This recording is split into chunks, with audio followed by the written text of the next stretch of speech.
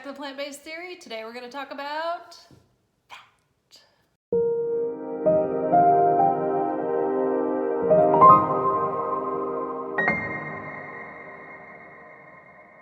Okay, so we all know where we store fat, right?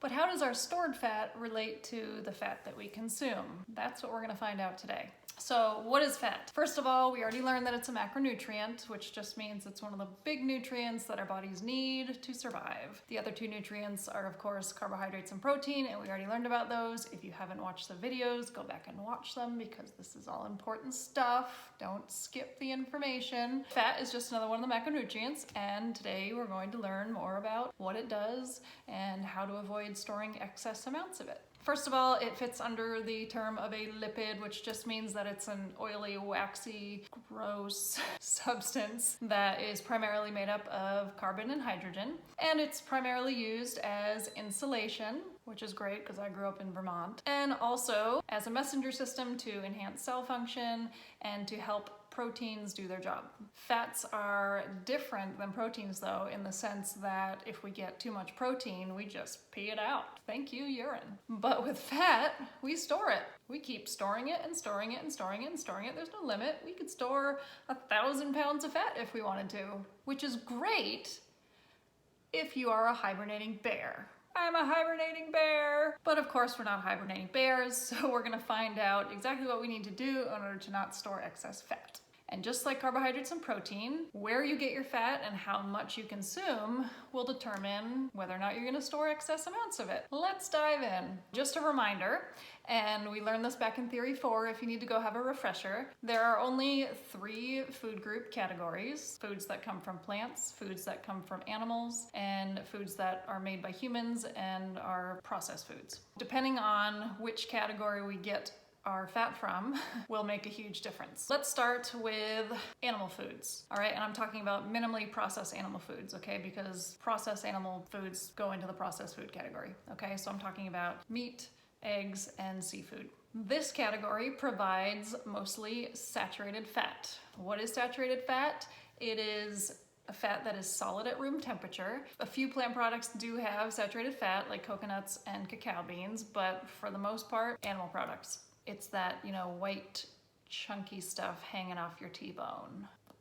Sorry, I never liked steak. Good old saturated fat is known to increase inflammation, increase insulin resistance, which will affect your blood sugar levels, and raise your LDL cholesterol levels, which is super important to keep in mind, and we're going to talk about this throughout this video, because a high LDL cholesterol level is the #1 indicator for our #1 killer, heart disease. You don't want high LDL cholesterol levels. End of story. So, can you guess what the tolerable upper limit, meaning how much saturated fat can we consume before it becomes a problem? Can you guess what that is? Goose egg! 0. Because if something increases our LDL cholesterol level, which puts us at risk for heart disease, there should be no upper limit. There should be no lower limit. There should just be none.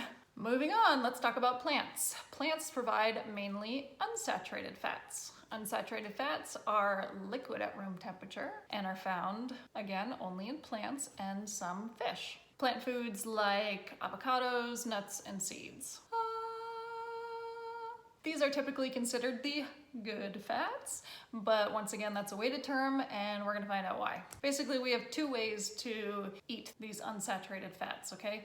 We, as consumers, typically add oil to things, and those oils, again, are liquid at room temperature, so they are unsaturated fats coming mainly from plants like avocado oil, peanut oil, sesame oil, or we eat the whole foods like avocados, peanuts, and sesames. Unfortunately, there's a big difference in terms of how our bodies react to those 2 categories. If we eat oil, and it doesn't matter if you are pouring oil down your throat, I hope you're not doing that, it's kind of disgusting, or eating oil that you use to saute your vegetables, or a cake that had oil in it, or your French fries that were fried in oil. Doesn't matter where the oil came from. If it was an extracted oil and then added to something, that oil is going to damage the lining of your digestive system. This is fairly new research in the big scheme of things, so don't feel bad if you still think that olive oil is good. It's not, unfortunately. No oil is good.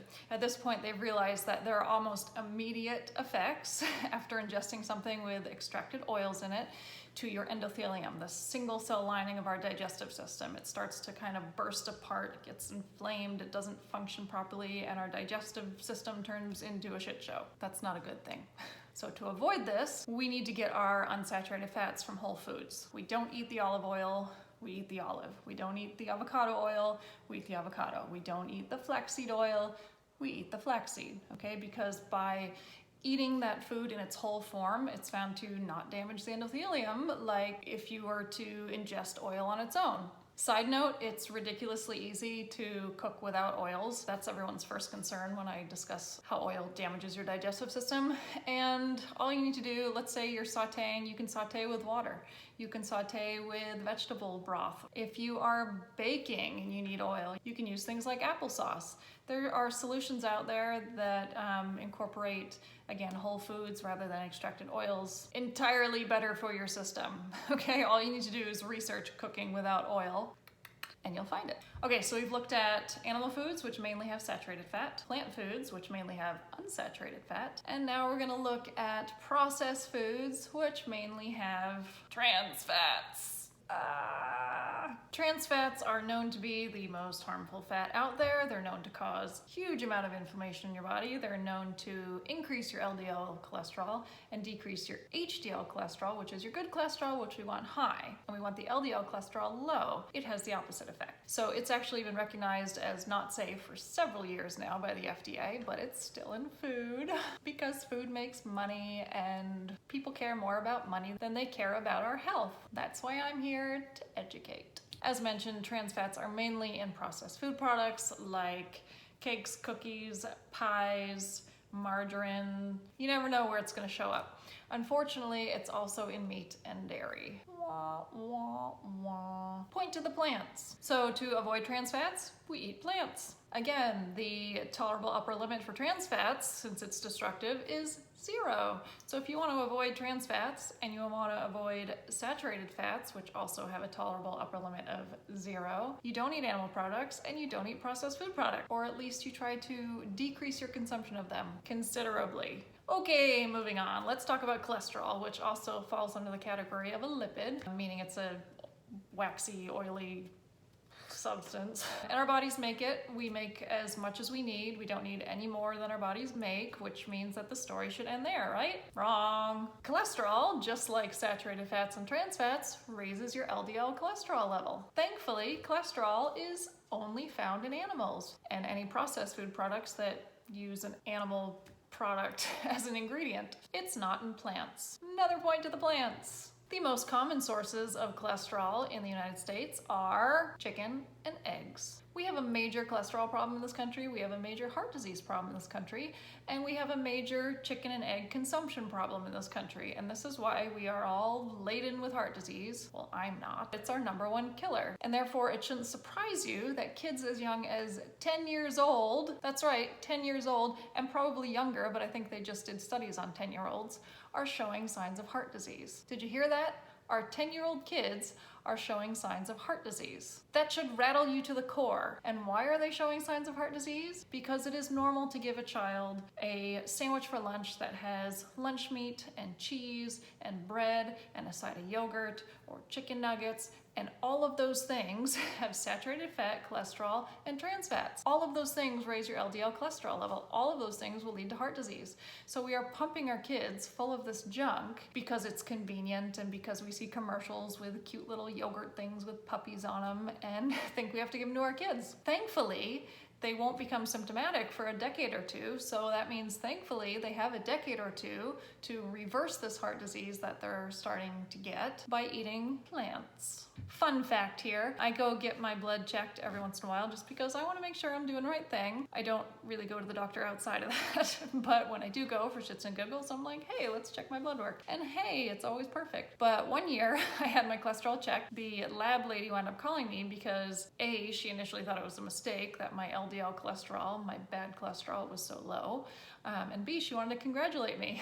Ta-da! This shit works. All right, we have a few more topics to discuss here. The next one being the omegas. I'm sure you've heard of omega-3, maybe omega-6, but do we know what they do? Let's find out. Omega-3s and 6s are unsaturated fats, which means they come mainly from plants and some fish, and they are usually thought of as, the wonder fats that you should pump as much in as you can. But there's a difference between the two. One assists with increasing inflammation and one assists with decreasing inflammation. And between the two of them, they hold us in this homeostasis or balance so that we don't get too inflamed, and also so that we have the ability to create inflammation when we need it, like if we get an injury or cut and need to heal that area. So what ratio do we need these in order to keep this balance? Somewhere around 1-to-1 or 4-to-1, and we know this because communities around the world who just don't have heart disease have this ratio. Can you guess what the average American ratio is between omega-6s and omega-3s?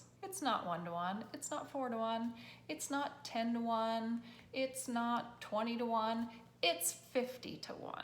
50. Instead of 1-to-1, 4-to-1, it's like this. Can you see my hand? Probably not, because it's way the hell up there, okay? So omega-6s are increasing inflammation, omega-3s are decreasing inflammation, and unfortunately, all we're doing is promoting inflammation in our bodies because of this standard American diet that we've adapted that's full of animal foods and processed foods. Now, this ratio is important, not just for inflammation, but it's also linked to diseases like diabetes, heart disease, cancer, arthritis, autoimmune diseases, you name it, okay? We've got to keep that ratio in balance. So where are we getting most of these omega-6s from? Extracted oils, okay? This is what we already talked about. Extracted oils damage our endothelium and they promote inflammation. So by decreasing our ingestion of oils or eliminating oil ingestion entirely, you will bring that ratio into balance again. Yay! Now, people always ask me, okay, well, you said fish has omegas in it as well. Can I get my omegas from fish? Of course you can, but you've got to look at it as fish in its entirety, okay? We're talking about one little component here that's available in fish. Okay? It's like saying, Red Bull has water, let's go hydrate. It doesn't work like that. Red Bull has a lot of other shitty stuff in it as well. Sorry, Red Bull. No, I'm not. So unfortunately, our fish these days are completely polluted and full of harmful chemicals that we don't want to ingest, like PCBs and mercury. So if you have a choice between getting your omegas from fish or from an avocado, choose the avocado. Okay, so I don't want you to be scared off though, thinking that you just can't ingest anything with fat, because again, we need fats, we just need to know where we get them from, and we've already determined that the safest place to get them from is from whole plant foods, okay? Not animal foods, not processed foods, not extracted oils from plant foods. By eating these whole plant foods that contain fat in them, how does that help us? One thing it does, and we've already learned about antioxidants and phytonutrients and these, really health-promoting smaller nutrients in previous videos. Again, go watch if you need a refresher. But these nutrients are important because they are vital to our cell health and our immune system and keeping us disease-free. As we consume these smaller nutrients like antioxidants and phytonutrients, the fat that hopefully is in your stomach at the same time helps those nutrients absorb into your system. If that fat's not there, the nutrients can pass right through you. What a waste! This is why it's great to add avocado or some nuts or seeds to your salad, because the fats in those nuts and seeds and avocados will help the rest of your salad digest and absorb all the health-promoting nutrients. Same thing with a smoothie. If you're gonna have a smoothie full of fruits and vegetables, why not add some ground flaxseed to it or some nuts, because the fats in those foods will help you absorb the nutrients from that smoothie. Okay, lastly, let's talk about high-fat diets. The most trendy one right now being the keto diet, which sounds so fancy. Basically, the keto diet was developed ages and ages and ages ago as a medical means to help people with epilepsy who are having seizures. Now, I don't know of any other instance when we take a medical procedure and we make it a common procedure, but that's what's happened. So people are now on these high-fat diets trying to utilize fat as a fuel source because carbohydrates are scary and bad, and that's just not how our bodies run at all. I'm gonna cut to the chase and just say, cut the crap, stop trying to trick your body, eat the carbohydrates, let your body fuel itself, use fats as they're intended, use carbohydrates as they're intended, use proteins as they're intended. Don't try to trick the system. It works. if you let it work. And high-fat diets, because of all of the things I've mentioned in this video previously, while they have some initial success, and this is why people get so excited about it, in the long term, they lead to disease, almost always, okay? They have been shown to increase all-cause morbidity, mortality on these diets because they increase your chance of cancers and heart disease and autoimmune diseases because they are usually high in animal products and even processed food products, because there's now like keto bars out there and keto this and keto that and keto forks and keto spoons and whatever. But over time, they will destroy you.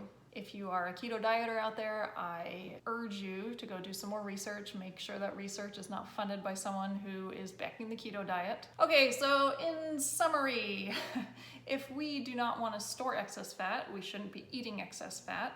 The fats that we get should come from plant foods, mainly nuts, seeds, and avocados, and we should add those things to other foods as much as we can to help absorption of nutrients.